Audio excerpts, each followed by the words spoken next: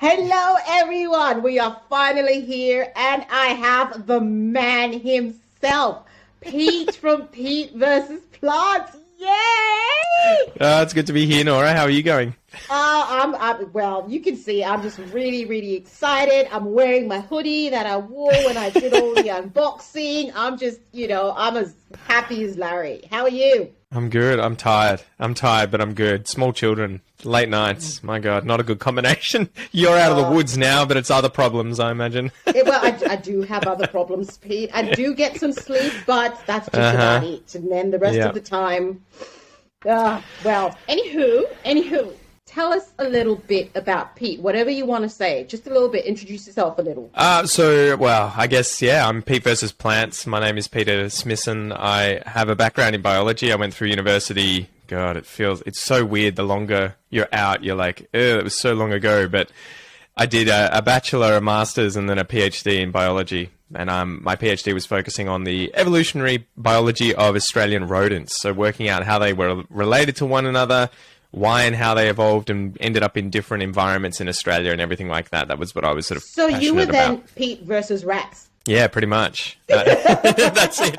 It was, it's one of those things, rats have a really bad name, and I was so ignorant. Even after doing a biology degree, I had a very limited awareness of the rat diversity that we had in Australia, but we have some beautiful, beautiful, beautiful native rats here. They're not like your dirty New York rats. Whatever. I hate rats. I'm just going to put it out there right now. Man, look up notomys, Notomys, if you get time, and they're like these little hopping mice that live in the desert. They are gorgeous. I don't care. I hate mice. I do not like them, especially if they want to live in my house. You can admire them from a distance. You don't have to have them on you, A bit of more background. I finished my PhD as I was also sort of teaching English online and helping people learn Australian English and culture. Got into that. That's my full-time gig. And so selling courses and content and podcasts online to people learning Australian English or migrating here. I wanted a sort of hobby more recently after having kids and just, burning out a little bit with that and with the kids, and got into houseplants. And so, dove into that and created Pete versus Plants. All right. Well, you just really took the next question out of my mouth, because I was like, why plant? Well, that's it. I don't know. It was one of those things. I wanted to green up the house a little bit. And obviously the biology background just had me inherently interested in, these living things. It's an untapped, area for me at the moment, where I have I had the most basic sort of understanding of botany going through. I did the minimum requirements, the subjects on the basic stuff, but never really dove deep into the different families of plants and everything. And there's such an interesting like there are plants that don't photosynthesize, that parasitize other plants or eat mycorrhizal fungi. And I was just learning about that the other day, and just like, I never knew there were plants that don't photosynthesize. Yeah. So anyway, that I got into it more recently. So with your experience in biology is where all the tissue culture stuff and all the sciencey stuff that you do, is that helping? Yeah, well, my master's degree and my PhD required a lot of lab work that was, DNA extraction and sequencing of different genes and everything for the animals, and then reconstructing their history, their evolutionary history. And so, a lot of time was spent in and around the lab doing all sorts of things. So tissue culture is like, child's play to you? Not like it wasn't like I'd, hit the ground running. I still did quite a bit trying to learn about how it worked and how not to screw it up. And again, I haven't gone anywhere near the actual doing of the tissue culture. It's more just taking things out and being sterile. Yeah, exactly. So I think that would be a completely different ballgame, having to learn. I think mainly with tissue culture, the difficult part is getting the hormone balance right and the agar solution and what the plantlets sort of need when you're starting to seed it, because it seems to be different for everything.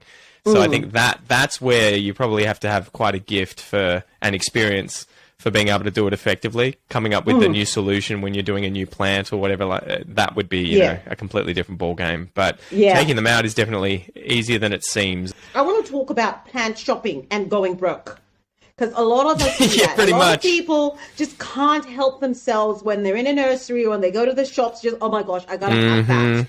And you got to have that, and you got to have that, and you got to have that. And then, you've got bills, you need to buy food. How does that work? It's one of those things where I've had to be aware of it. I had initially, the reason I think started spending a lot of money on plants was that, one, I got into them and I got really interested in the variegated plants and the rarer stuff.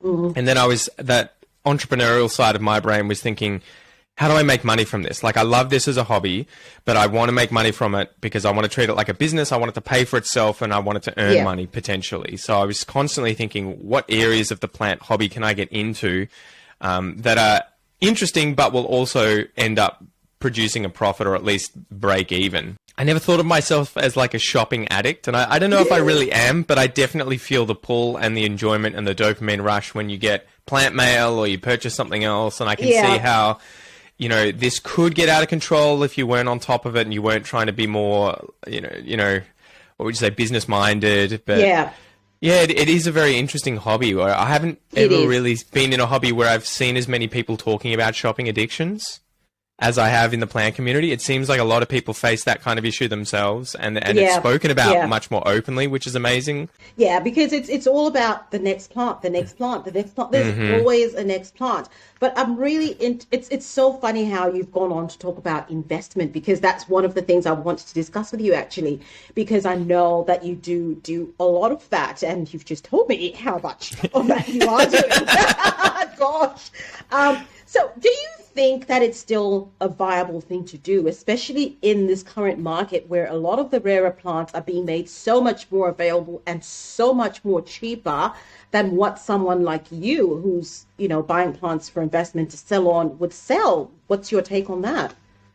I'm still learning so much. So I've actually only been in this sort of industry for like a year or so now, like really learning about it and going deep. So I'm still yet to really feel the full force of when something that is like mega expensive initially gets into tissue culture and then is all of a sudden at Bunnings. Like, that doesn't happen overnight. But a good example might be like the Rhaphidophora, the variegated Rhaphidophoras. I remember when I first got in, I think they were going for like thousands of dollars a leaf, and I think it was a similar story for like Obliqua only a few years beforehand.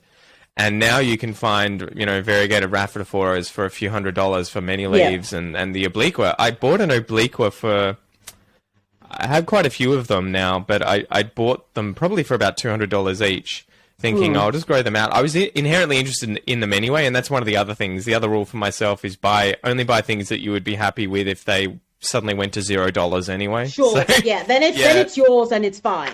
Exactly. So I try and make sure that anything I have around me is something I would want anyway. So, you know, if at the end of the day, everything was worth nothing, I would still be happy with what I've got.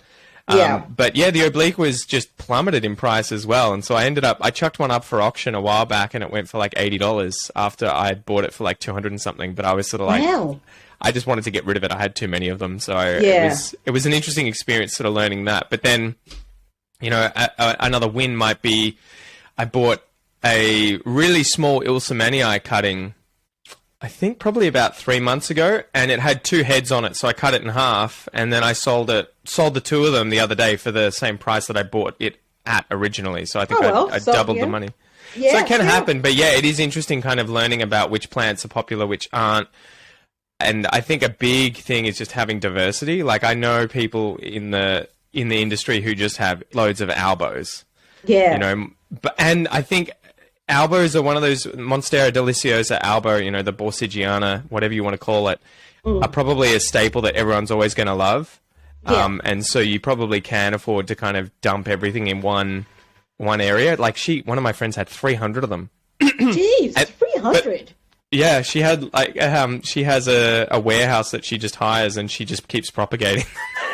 Wow. I know, but she dumped them all at once, and so that was really funny because I was trying to sell some of them online, and I remember she was just like, so I've got 200 of them for sale if anyone wants them, and I'm like, oh my God, flooded the market. Wow. so locally, at least in Melbourne, the prices dropped significantly all of a sudden. So it's interesting just watching these things happen. But yeah, so having a good diversity of different plants. So I have everything from, you know, variegated things like Florida Beauty and Ilsamanii, and the Albo Florida. That's a really rare one that I don't see around much. But then I've got things like the Brazilian form Deliciosa, and I've got the, you know, what would you say, UPI and the 69686, and just a diversity of different things, because I think too, you never know what's going to suddenly be rare what's again. Be because popular. Yeah, exactly. You got to be ready.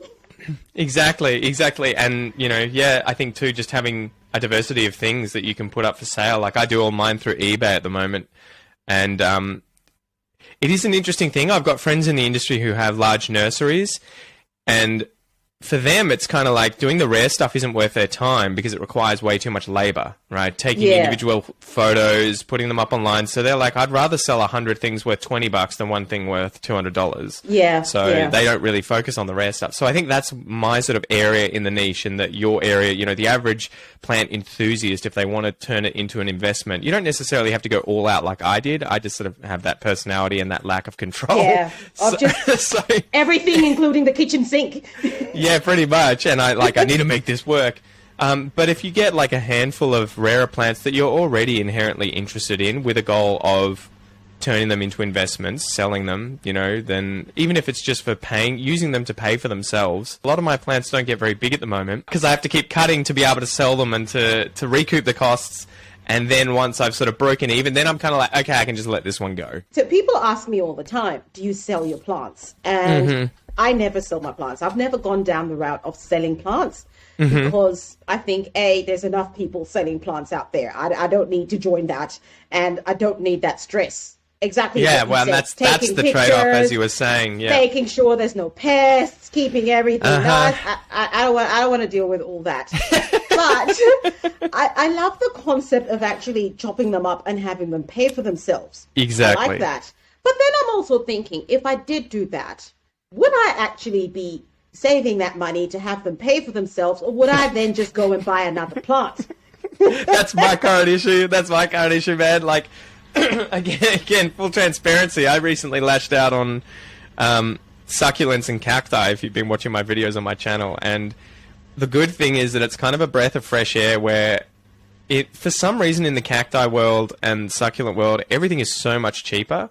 Okay, I'm sorry, Pete. Why do you keep sabotaging my podcast? I've literally got a list of questions here, and you just keep... Because I didn't read them beforehand, because I don't know what's coming, yeah. But it is really funny. When I started getting into... went down that rabbit hole of getting really into cacti, I was like, you know, I was learning about all the rare ones and the really interesting and just bizarre ones and how slow growing they are. So, like, the other day I bought a Aztechium hintonii, which is this cactus from, I think it's Central America, that grows so slowly, and it's about, you know, half the size of my fist, and I don't have big hands. And it was $260, and it was 18 years old. And what? The average cactus collector would be like, wow, $260, that's a lot. And I was thinking, that's nothing compared to some aeroids. Yeah. And then on top of that, you're like, 18 years? 18 years. Yeah, it's beautiful. And the thing for me is the thing that I'm really interested in with the cacti isn't necessarily it's investment to some degree, but it's longer term because they're so slow growing. But it's also, I want to create my own hybrids more readily, and you can, once you buy specimens that flower, they pollinate one another and create seeds so much more quickly than you would ever have, say, a monstera or philodendron do. You can do it. Anthuriums, obviously, you have that kind of like they flower all the time. And people do that, but yeah, cacti during the growing season, they just flower profusely. They're beautiful, so and this you is can now you cross them. Pete, you can Pete versus cacti. Well, that's why the channel's Pete versus plants, right? Not Pete versus aeroids. But it's funny trying to mix the two, and you know, I get so many people that are like, too many cactus videos. Well, too many cactus videos. I mean, my question, if you're interested in what my question was going to be, is shoot. You know, what the cactus? What's with the cacti? What's with that? That's it's a very interesting. What got me hooked? Well, it blew my mind too, because I guess I came into it with that biology background and just an inherent interest in life, you know, in organisms, and I got into plants and was just like, man, there's so much diversity, so much interest. It's interesting how much they don't necessarily overlap. Like, I find the indoor, and it seems so arbitrary, right? Like, the indoor plant people have a certain number of genera that they're interested in, like philodendron and monstera and your, you know, aglaonemas and everything. And then you've got your sort of cacti people. Yes. And they're kind of like, they're like, if you find a cactus person who thinks euphorbia are interesting, you've got a weirdo, you know? so it's really funny. And like, I was thinking far out. So the indoor plant people, they do like euphorbia if they're kind of like the columnar euphorbia. Yes, the fancy, nice looking one. Like, there's like a handful. or you're like jungle cactus, like your Ripsalis and your Thanksgiving cactus and that. They're interested in those, but they're not really interested in the other cacti. And it was just really bizarre to kind of think. The small ones that just don't do anything. But I think it's, for me, I mean, I always found the weird-looking plants really interesting, right? So when I first got into indoor plants, the alocasias really drew me in until I got a heap and had to deal with spider mites and was just like, I rage dumped a whole bunch of them in the bin the other day because I was like, it's been 6 months and you guys are like every single month getting reinfested with spider mites. I'm over this. I'm over this. So yeah, man. But I've lost my train of thought. Oh, the diversity. So the weird plants. Yeah, so I was like, these things are alien. They're so strange. The colors are so striking. Like the Cupria, the Amazonica, all of those. I was like, God damn, they're so weird. And I loved having them in the house initially. And then when I got into cacti, I think the average person has zero idea of the diversity in cacti and just how interesting they can be. And although the other thing is they're so low maintenance, like you literally underwatering them is treating them well. So it's sort of like just leave them alone. Like, especially in semi-hydro. I mean, how do you? Well, no, we won't. No. We're not going to do that. We're not going to do that because that's another question. So moving on. Okay. Plant shopping online. I love that catfish video that you did. Talk to me about how you can buy plants online and actually get the product that you think you're going to get.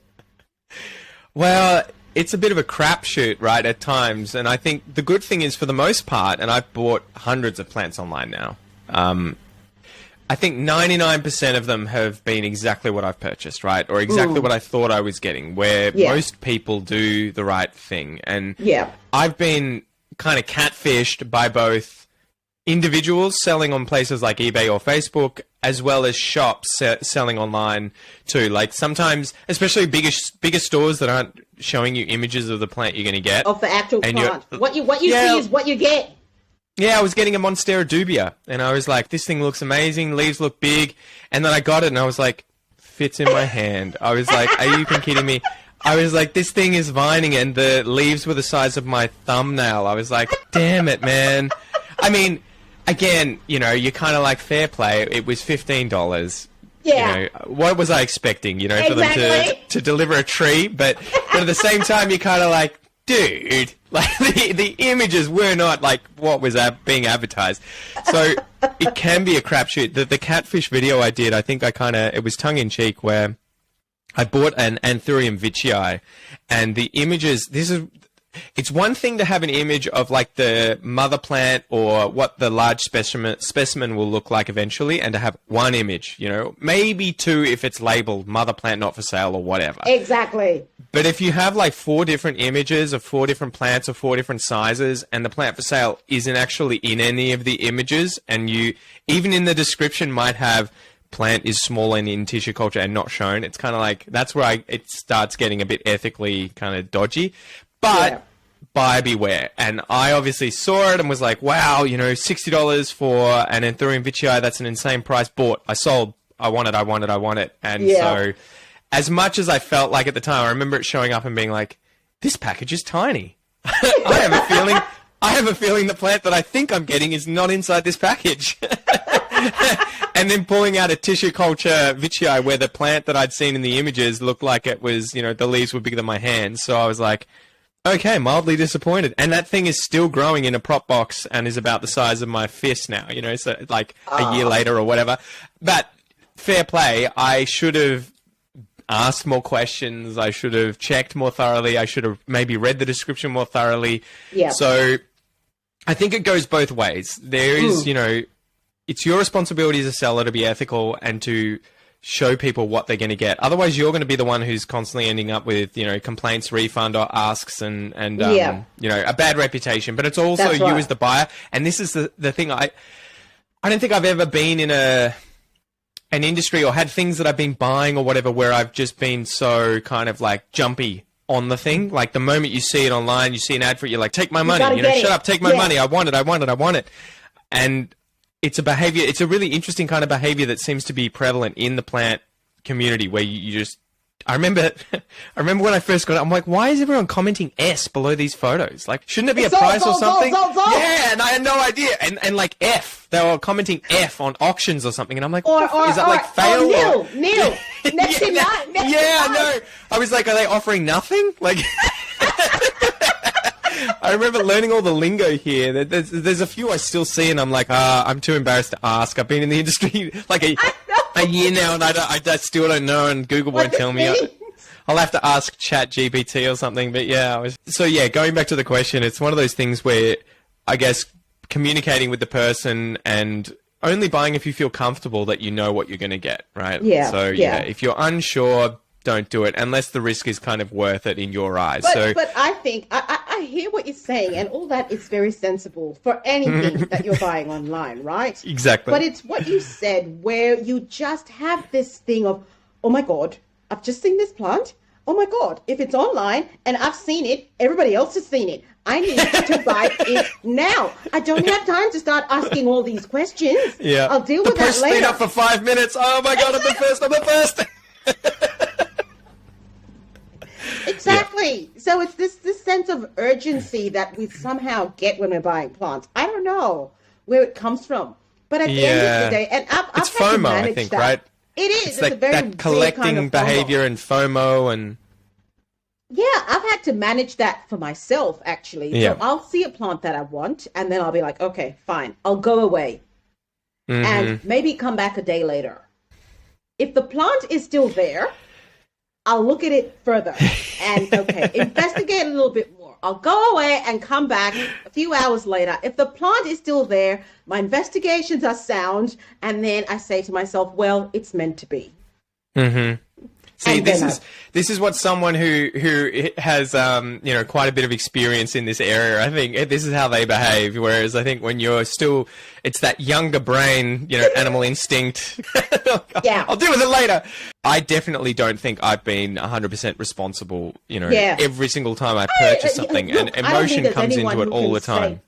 I don't think there's anyone who can say they have, Pete, honestly. It's just, sometimes you're just like, oh my God, I've been wanting this plant. When I think about some of the plants I've bought now, and I think, man, I should have just waited.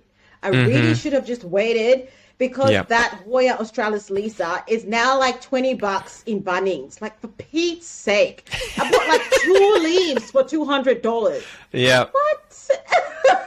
Oh, and that's, I guess, coming back to the investment plant thing, that's one of the most difficult things to kind of get used to, is the fact that everything seems to be on a diminishing returns curve, and you have to decide, if you want to get into the whole investment thing, when do you want to get on that curve? And you have to try and work out how steep is the gradient? Like, how much time do I have?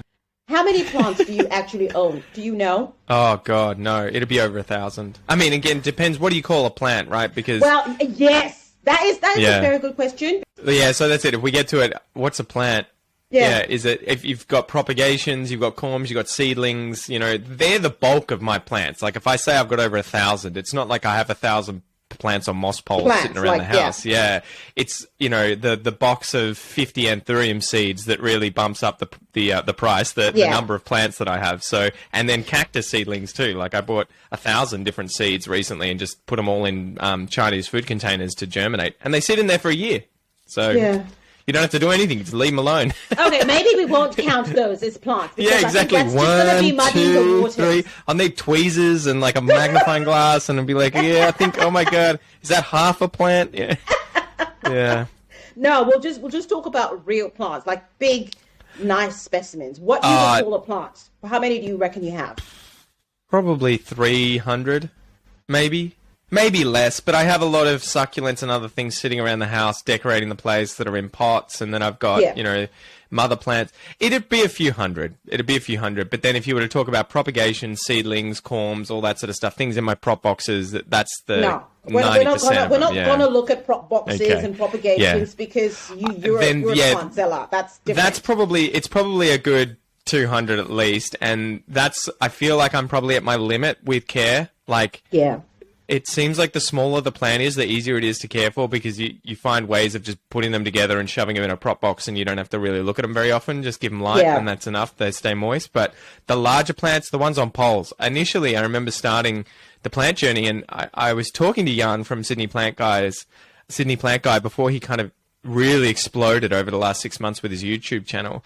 And he was giving me feedback on, like, you know, do this for a moss pole to get it larger, and try this. And I just kept going to Bunnings, finding interesting plants, cheap ones when I first started, because I was like, I just want to learn to chuck them on moss poles. But I kept putting everything on a moss pole. And so all of a sudden I had like 20 moss poles around my lounge room, and I was just like, yep, it's gotten away from me. What have I done? So actually, yeah, it was one of these funny things. Like there's the monetary side of the plant hobby that can get away from you, but then there's also the maintenance side of things that can actually creep up on you, and that can be a bit of a battle. That can almost be worse at times than the monetary thing. I think it is. I think it is. Yeah, because you've got handcuffs all of a sudden, right? You're like, shit, okay, so I literally can't go away from the home for more than a few days because I have to water everything in the house. Yeah, so which is where semi-hydro comes in. But I was talking to someone as well about the fact how we actually gloss over a lot how much time and maintenance these plant collections actually take, how much we actually of ourselves we put into caring for these plants. It's one thing to have them, but you know. Yep. Which is why you should be getting paid for it. That's why you have to have a few investment plants that make it worth your while. So every time you put your water in there, you're like, that water's turning into some profit, hopefully. but that's still time. That's still time that's taking you away from your family, time taking you away from the other things that you could be doing because you have to take care of the investment. Well, and you have to work out where that balance is, right? So a big part of the whole plant thing for me was getting away from the family and getting away from work, and you know, that escapism, the kind of relaxing, doing my own thing, enjoying the hobby. But it does get to a point where you're kind of like, am I enjoying the hobby or is the hobby enjoying me? You know, so you know, which one of us has been over the barrel copping it? So so that I've had that a few times where I've just had to purge a bunch of things and reduce numbers and really try and get things under control. And it was funny initially. I remember getting into things and being like, all these people whinging about having 200 plants. I only have 10. You know, I wish I had 200. And then you get there and you're like, oh my God, I'm juggling too many balls. Yeah. Everything's dying around me. There's too many pests. It does get to that point. And like, I'm trying not to have as many poles now. I'm really, really trying. It's tough. How many have you got, if I can ask Nora? I don't know how many poles I've got. Honestly, I don't know. If you had to guess, would it be dozens? Oh, dozens? Probably over 30, I would imagine. Jesus.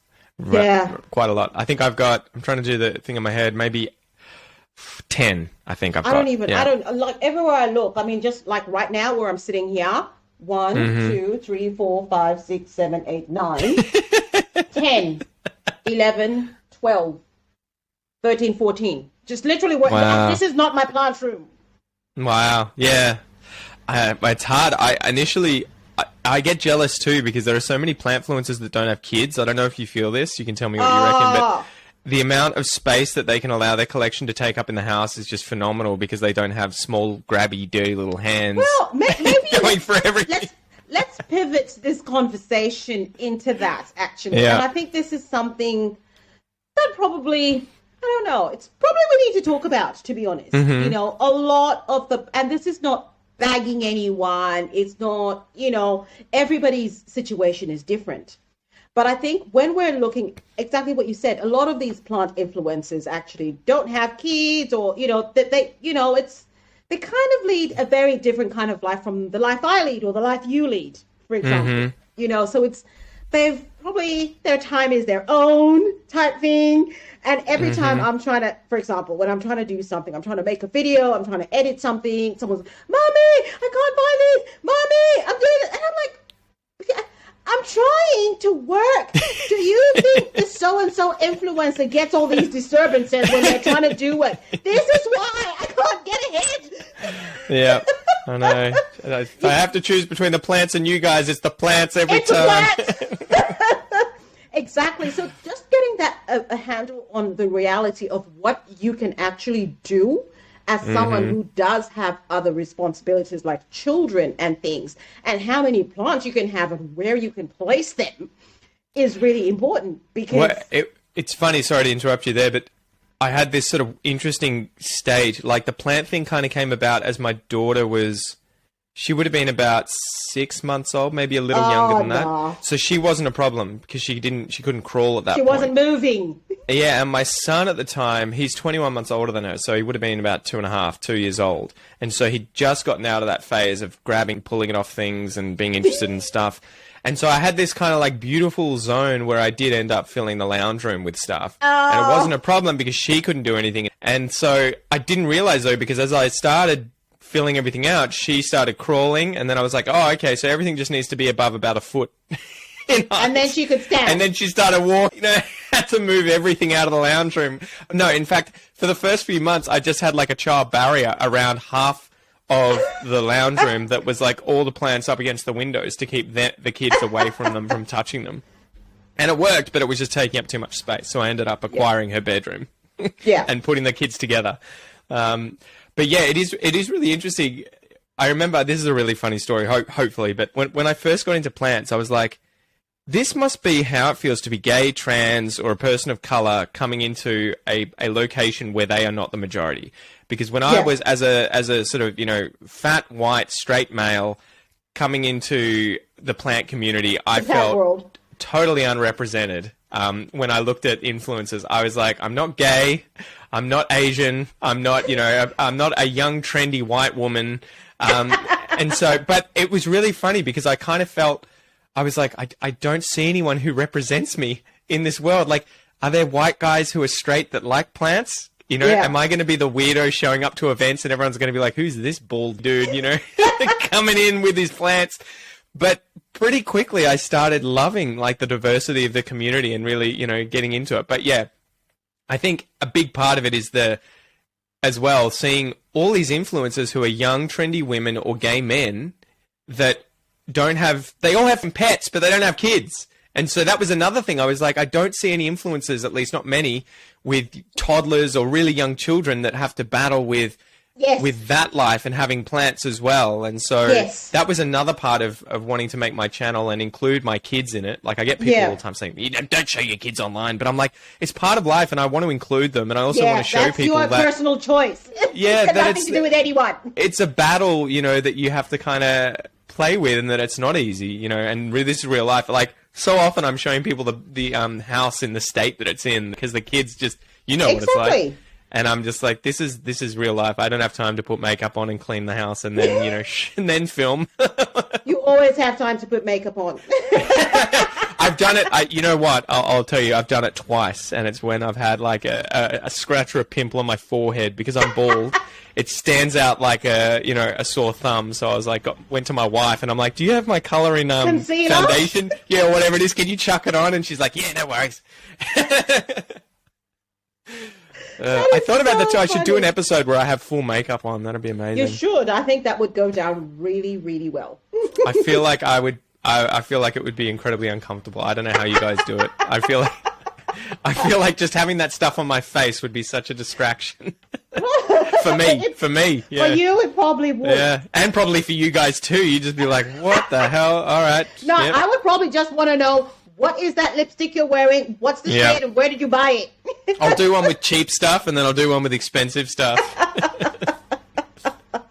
Now, we'll go back to the plants. Now, you have a fantastic cloning station. Tell me about your cloning station gizmo thingy. I'm so surprised more people... It's one of those things I'm like, how honest do I get at this point? So... suffice it to say that the cloning station is something that is very popular in the cannabis world for creating multiple cannabis plants. Yes. I have never used a cloning station to do that, but I know people who have had a cloning station and have used it for that purpose. Yeah. And so I was very surprised, especially considering the amount of people that use, passive hydroponics or hydroponics for indoor plants that don't know of or have never used an aeroponics cloning station, because I'm pretty sure they've been around for decades. Yeah. So anyway, when I had some plants that I wanted to propagate, I get a lot of my products from a hydroponics store, which are pretty much just stores selling to people growing cannabis. Cannabis, yeah. Yeah, and you can just see it on the products too, and they sell bongs and all sorts of paraphernalia. You're like, okay, this is subtle. But so I ended up seeing the cloning station and was like, how well does this work on just any plants? Like, is it a cannabis? Have they been specifically designed to sort of just smash out cannabis? Because the guy's like, oh, mate, you'll have roots within 10 days. And I'm like, ha, pull the other one, mate. Like, 10 days? Have you tried rooting Monstera in water? What are you smoking? 10 days? And he's cannabis is probably what he's smoking. Yeah, exactly. He was like, try it. And so, I bought one. And effectively, it's like a closed system, a container that's black. And inside is a pump that shoots up water through the pump out these kind of like aerosolizers to just mist it into the air in this container. And on top of it, you've got these little rubber plugs that you can take a cutting and shove it into so that the base of the cutting or the node is getting sprayed with water and has a lot of oxygen and moisture and air and everything in there. And the stuff on the top, gets a lot of light. So it grows really quickly. Anyway, so I did a video on this, just testing it out, thinking, how good is it going to work? And worked, it was with 2 weeks, and there were epic roots on these cuttings. 10 days. Especially, certain species are better than others, like Monstera adansonii goes off like a frog in a socket. That would have loved it. Oh my God, I could not believe, even the variegated ones, they absolutely go berserk inside the clone station. So, but better than using moss, better than using water, it's by far and away the quickest thing I've ever used to create long roots. And these aren't just roots that are like a few centimeters long, they're like a foot long. I'm going to throw a spanner in the works here. I think anything is better than using moss. It's not too bad, depending on what the thing is that you're working with. Like, I think for wet sticks and everything, it's not too bad, except for when you want to untangle the roots. Well, that is exactly what I am referring to. It's just all the moss, especially for me, who's growing my plants in Leca. You've got all this moss on the roots, Don't want the moss on the roots. That's probably the worst part about it, and that's why I'm sort of moving away from moss as well. Like, I do it for air layering at the moment, and again, that's sort of the problem. If you let things air layer for too long and the root system gets too developed, it's a pain in the ass. Yeah. But it depends on the plant. Monstera's roots are pretty robust, so you tend to be able to separate it. But if you get something like a begonia or something like that... Oh, no, you couldn't. You couldn't. It's a nightmare. You could not. I've tried. Really? Did you? Yeah, I didn't know. I just shoved it in the moss, and then I end up ripping all the roots off when I try and separate. I'm like, look at this cutting, So, but yeah, the aeroponic system, if you can fit the cuttings into it, because it has a dome on top of the initial container, so that the humidity stays high for the top of the plant as well. So you're looking at a pretty small-ish plant. You're not getting a massive tip cutting. You could probably sort it out and make one, but I don't think you could buy a clone station where you would be able to say, pull a Monstera leaf off and chuck it in there. The next best thing I would probably use is ironically, a bubbler in water. I initially, when I saw that, I was like, this has got to be a joke. Like, how much more oxygen's going to get in the water from just using a little bubbler? Do you know what? What? I have, oh my God, I don't even know if I can. I have a plant right now with a bubbler. Actually, I have two. Yeah, it works well. I had no idea. Like, I was surprised. I was surprised at how well it works. I have 3 plants with a bubbler in the water. I've got my Florida Ghost. When I rejigged the whole thing with my Florida Ghost, I actually went and bought a bubbler for it, so it's got an air stone in it permanently. Yeah. And then I'm doing this experiment with some alocasias. A controlled experiment. You'll be very proud of me. They're growing in the same pot, and I don't want to give any spoilers here. But part of that experiment includes a bubbler. So they're exposed to the same oxygenation. And then my new big Cosa Bueno, I put a bubbler in that as well. Yeah, I assume the oxygen's helping a lot. But then also I noticed that the algae doesn't grow anywhere near as quickly with all that oxygen in the water. It's sort of surprising. There's a lot to be said for just chucking in a bubbler. And that stuff is not expensive. No, it's Amazon, like $20, right? And you get one with 2. It's reusable. You can take it out of one plant, just sterilize the things, chuck it into another one. You can get one of the ones I've got is like a dual system. So I've got two pipes, one going to one plant, another one going to another plant. It's just all love and science in here. I love it. But that was, so yeah, for propagating plants that are sort of smaller cuttings, you can do it. And this is, it's kind of good for investment plants and ones you want to send in the mail to not have massive plants that you're trying to propagate. Yeah. But yeah, the aeroponics unit is great for that. And then if I'm doing something much larger, usually I try and air layer it because it's just, it hits the ground running then, you know.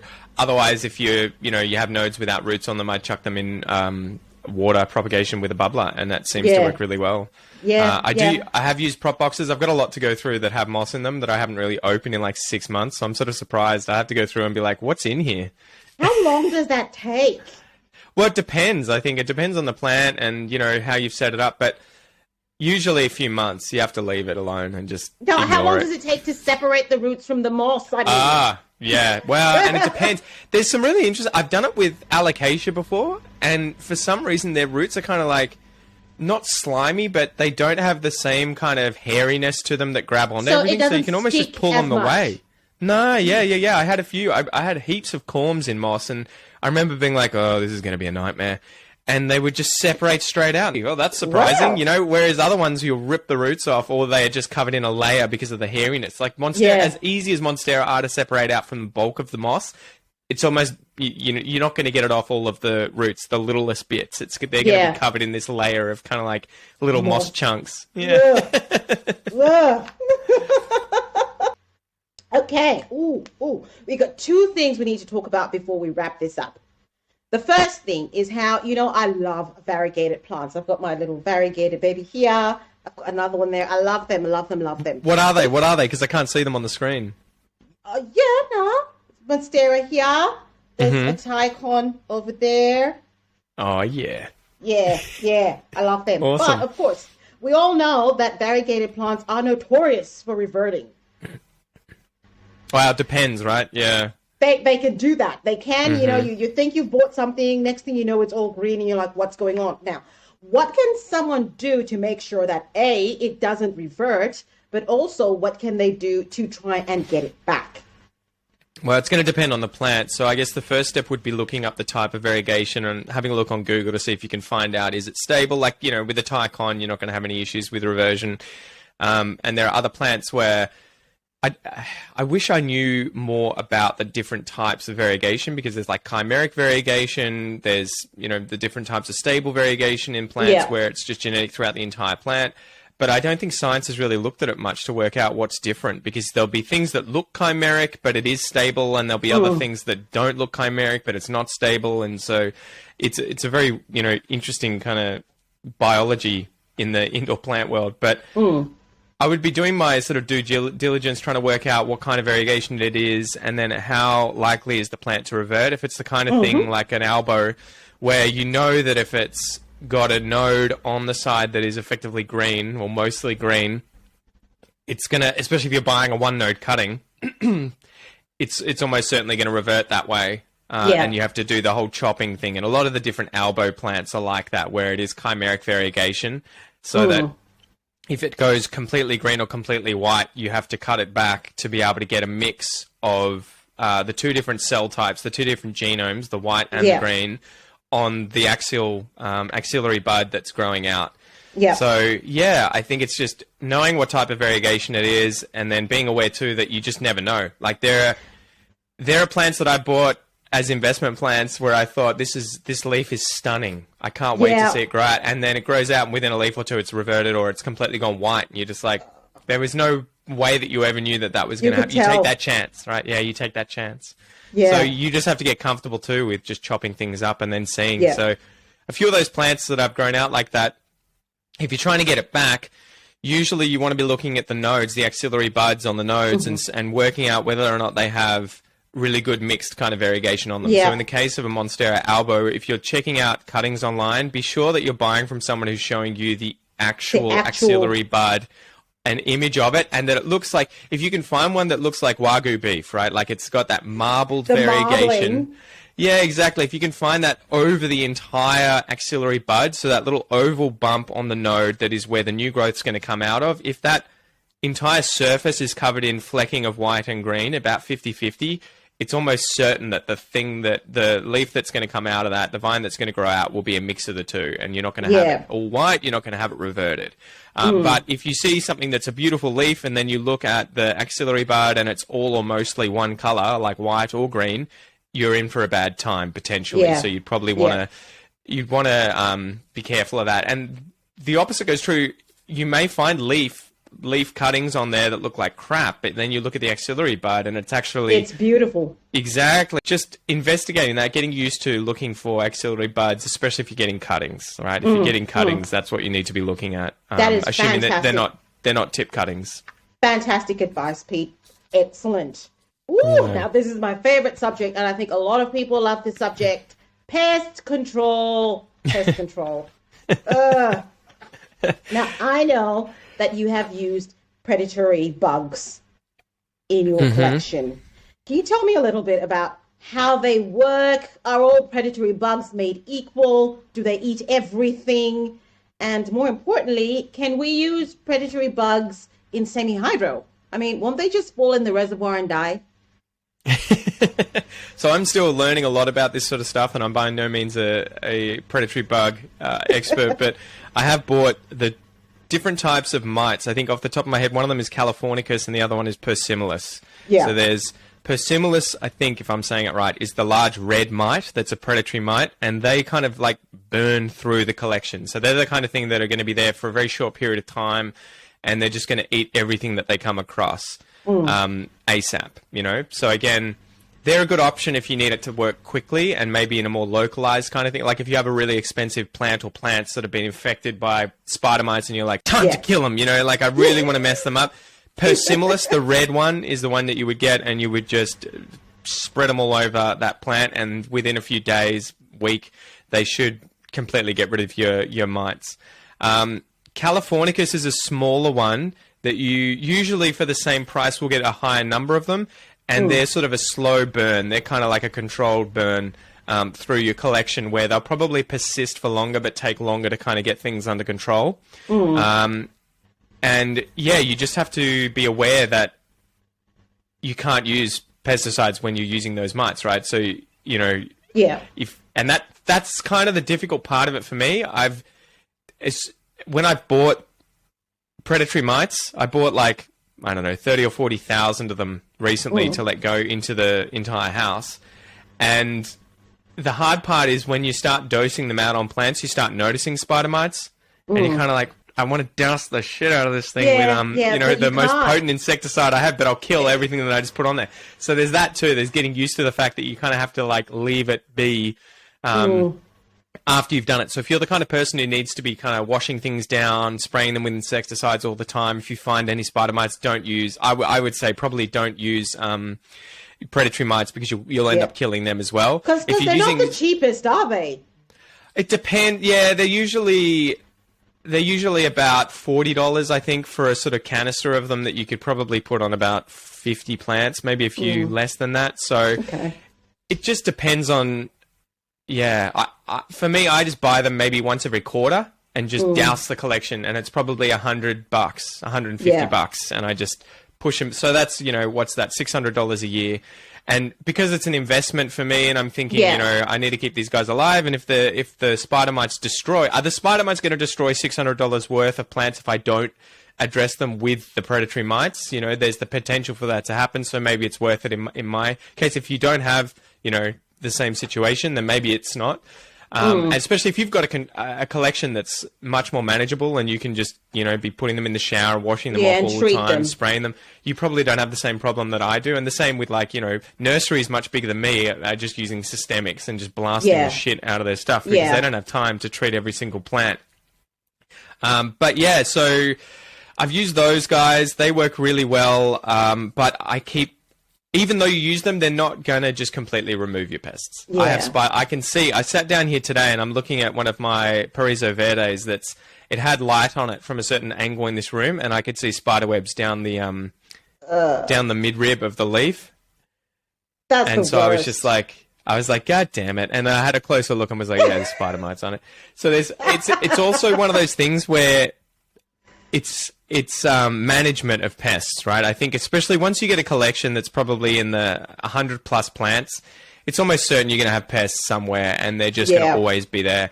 Fungus gnats were a massive problem for me when I first started, because I think I just used, your standard soil from Bunnings, and they came in that, and and you probably don't have this problem as much because of Leca, which is another, tick in the box for Leca, but they quickly I had them everywhere. It was probably. It wasn't to the point where it was, really annoying, but you would see them on a regular basis every 10, 20 minutes. How were they not really annoying? Weren't they buzzing into your nose? Yeah, they get in your face. I don't know why. I think that's where you see them. I read somewhere, I don't know whether it's true, that they love to buzz into your nose because of the carbon dioxide. It's possibly that, because that probably is what happens when they're looking for food that's breaking down in the soil. Yeah, so that could be it. But the thing that got rid of them for me was I used Tanlin, which is a little eyedropper sort of shaped container. Is that the Tanlin drops or whatever it is? Yeah. And I just put 2 of those in every 3 to 4 liters of solution, and they haven't been a problem since. And I also, you can go through, that's the sort of long-term sort of maintenance. I just make sure that Tanlin's always in my solution. And effectively, that Tanlin is just these little crystals in the water that when the larvae of the fungus gnat consume them, they explode in the stomach of the larvae. Yeah, exactly. So that the larvae die. But I also use I think it's Raid indoors pest control electric plugs. I would you just buy a bunch of those and chuck them in every room. They release a chemical for 10 days. Yeah, and again, if you have, I think with flying insects, I don't think they've worked very well for things like spider mites. But whenever I've had insects that have been flying, it's like if you put one of those in every single room, everything in your house would be dead in about a week, pretty much. Nice. Bug wise, like you're not going to have things crawling around on the ground. Spiders might be a problem. I don't know if you assuming you want them, they may kill the spiders. But I have jumping spiders all throughout my collection. I don't know if you're the same, but I have little spiders that I find all over the place, and I kind of just let them do their thing. And they, they're obviously eating something if they're still here. So I don't want to remove them because they're obviously surviving on some little pest. So yeah, they've been really good. And then I don't know, I haven't had thrips, knock on wood. But as I said, spider mites is just a constant battle, it seems. Yeah. And it's probably because of the amount of plants I have. I don't wash them down anywhere near enough. But I also use, as a sort of last thing here, a product called Rose Gun from Bunnings.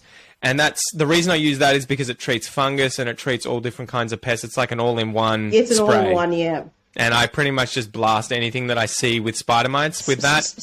Yeah, exactly. Anytime. And I also frequently, when I go through my plant room and water a lot of stuff, which is, twice a week, I try and let everything that passes through my hands get a spritzing.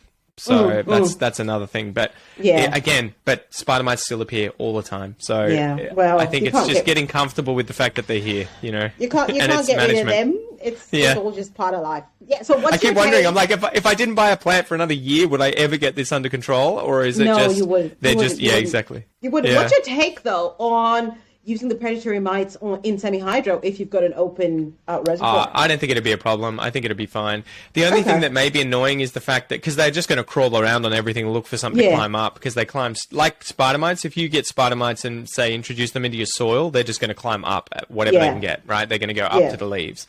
So I think it's the same with the predatory mites. What are they doing? They're going where the food is. They're going to go up the plant into the leaves. Yeah. So the only thing that I found really annoying is that the predatory mites are sold in containers that have vermiculite or sawdust, and so you have to introduce that into your Leca. Yeah, so that's the trade-off. Unless you could probably, I haven't been able to find it here, but you can probably get those little satchels. That would be anyone listening overseas in Europe or America, you guys seem to have these little satchels that you can just hook onto the plant. Yeah. I haven't found those in Australia. And they crawl out or something. I've seen those. I think they're the eggs, where the eggs hatch and they crawl out over time, which is really cool, but I haven't found those in Australia yet, so... that might be a good option if you're overseas. But in Australia, I just, because I'm using mostly soil, and even in the Leca ones, I've just used, put the sawdust in there, and I'm kind of like, I'll just deal with the gross appearance. As if they kill the bugs on them, then, I'll deal with a little bit of sawdust. Yeah, exactly. But I think they're fine. Again, I don't know, but I would imagine they would just crawl around on the Leca until they find something to climb up, and they're not going to end up going down. They shouldn't dig down into the substrate. Yeah. Well, might be something to give a try. Another interesting thing that I should note is that don't be afraid of having bugs in your soil. You probably have them in your Leca as well, especially if you see those small white ones. The springtails. Springtails. Yeah. Those guys are really beneficial. They are effectively just eating all of the detritus material, all the rotting material in the soil. So if you have them, it's a good sign that you've got a healthy soil system, because obviously the insecticides or whatever you're using aren't getting into the soil and killing them. I had a moment too when I first started. I was looking at some of the moss around the base of one of my plants, and I watered it. And all these little mites came out and were running around everywhere. And I was like, oh, okay, is it spider mites or something? You know, they're soil mites. So they're actually soil mites. They're a certain type of mite as well that do the opposite of spider mites, where they go down the plant. They're not hanging up in the plant. And I was watching them, and they weren't climbing up. But the water had disturbed them. And they're actually doing the similar thing to the springtails, where they're consuming all of the dead material. They're little like detritivores that are just, you know, going through the soil and eating it all. So I love seeing those now, and that's one of the good things, I guess, about soil, is that you get to create a little biome that that you get to see all these little creatures in. And the other day I was changing a pot and a little centipede came out, and I was just like, oh fuck. Yeah, no, that for me, no. Go outside. But what happened? What happened? The springtails, when I first saw them in my Leca, in my reservoir, I was like, what? And it's one of the plants that I have in what is it? It's my philodendron mame, and it's living in a see-through container, and the reservoir is actually the pot itself. So it's not sitting in a cache pot. The reservoir is the pot itself. So it's passive hydro, is it? Yeah. Yeah. I was like, what the heck are these things? Yeah. They're cool little dudes, and you can propagate them yourself. If you just get like a little Chinese food container, take some spoonfuls of the soil with them in it and put them in that. Put just potting soil in there, and then some leftover veggies or something. They'll just chew through that, propagate up, and then I've just spooned them out into other plants. Yeah. You know, so if I pot up something new, I'll put in the mycorrhizal fungi, and then if I have some springtails in a container, I just put a spoonful of them in, and it just kickstarts the biome. Yeah. Yeah. It's so interesting. That is finally all the questions I had.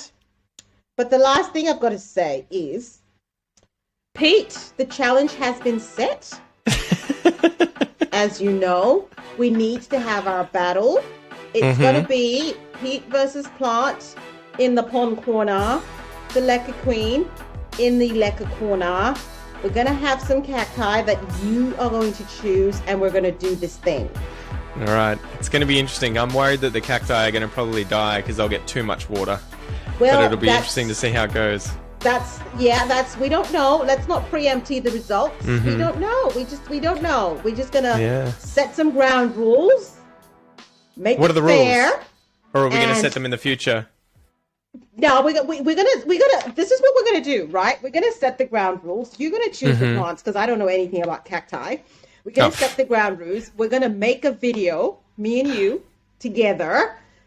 Set up the plants, show where we've got them living, and then we'll do some follow-ups, and then we'll do a conclusion.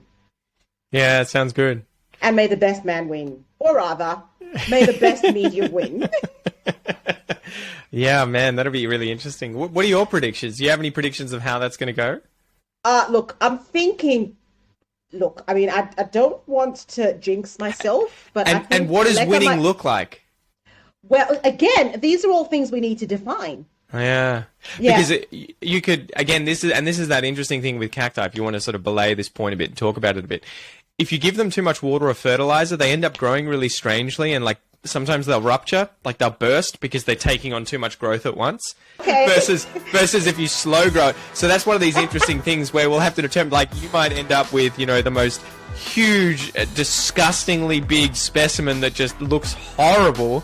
Yeah. And I might end up with something that is only put on a millimeter. Yeah, and you'll be like, who wins? You know, so we'll have to determine that. In that case, we're going to put all these things into play. So the appearance of the plants, the health of the roots, or whatever. We're going to put all those factors into play. And it's not just going to be based on one thing. We're going to have all the criteria that are going to determine who the winner is. And I think we probably need to get an independent judge. 100%. And it's going to be so interesting. Do we do like passive hydro? Do you do full hydro?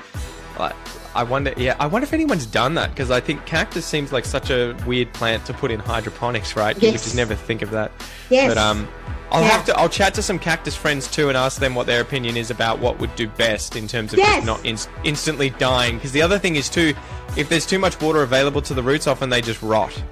And so that might be another problem where we both get plants, put them in there, and they're just like, and dead. Yeah, so I think because we're actually looking to judge the medium and not the conditions or how we're actually growing them, it's definitely worth investigating what's the best way of doing it. So both of us are doing the same method. But you know what would probably be the best? It would just be using leca or pon as soil. And just watering them frequently with that, because it would just go straight through. Yeah. But we have to try the hydro thing, right? Too, where we actually have the water there all the time. Yeah, that'll make it more interesting. So it's probably going to be an experiment with different aspects to it.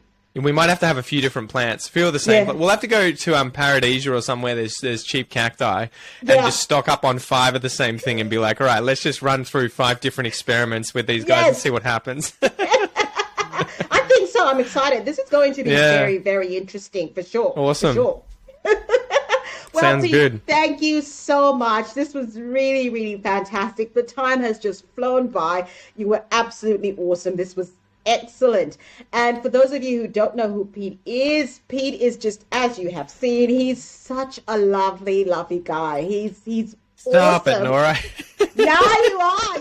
And if you haven't seen the video where I am unboxing some plants that Pete sent me, you must go and watch it. The link is above. Pete sent me these plants that are just amazing. You must go and see it. It is just brilliant. But you must also go and check out Pete's channel. He just does the most interesting things, the most awesome things, and you will love it. And he has the cutest little babies. Not plant babies, like real human babies. You were way too kind. I expect to be able to see an update video soon too. I want to see those plants taken off. Well, I mean, maybe I should start a few confessions right now. Uh-oh, which one did you kill? Well, to be fair, for me, when a plant dies within the first few days of arrival, it's not me. It's not me. It's the plant. Oh, God. Which one was it? Don't tell me it was the old Choco. No. Oh, thank God. Adansonii. And I think that one, it was already a bit dodgy. It was a bit dodgy, but the leaves were looking a bit iffy. So I've taken the leaves off and I've just put it in with the oblique one. Okay. All right. So it's fingers not crossed. Yet. Nah. Just iffy. It's just, it's in the ICU. It's getting CPR. That's right. Yes. Critical condition. Yes. But everything else is still absolutely fantastic. Some of them I've already potted into Leca. I think I've already... Oh, hang on. I definitely... I put it into Leca, or I've put them into my solution to get more roots, but they're all happy. So awesome. Good. So mate, you should go and you must you. go and watch this video if you haven't watched it. It's absolutely fantastic. I have the most priceless reactions. It's it's really interesting. He actually had me speechless. There was a minute there where I said nothing for like 20 seconds. You're giving away all the good bits. Yeah. I know, but the fact that I never stopped talking is the reason why people must go and watch this. I was actually quiet for that long. It was amazing. But no, seriously, in all seriousness, it was a pleasure. Pete is lovely. You must go and watch his channel. Lots to learn on there. As he said, he does, he's not just talking about stuff. He's critically thinking about what he's doing, applying all his biology knowledge to what he's doing. So if you're looking for something that's a bit more than just a plant influencer doing stuff that's just random, Pete's your guy. Definitely so take a biologist just stumbling through. But thank you so much. You're not stumbling through. So I'll let you have the last word, Pete. Oh, no, it was an absolute pleasure. It's an honor to be on the podcast. I love what you're doing too, Nora. So thank you. Thank you so much. Thank you. Well, we'll see you next time on the Leca Queen podcast. Goodbye. See you guys.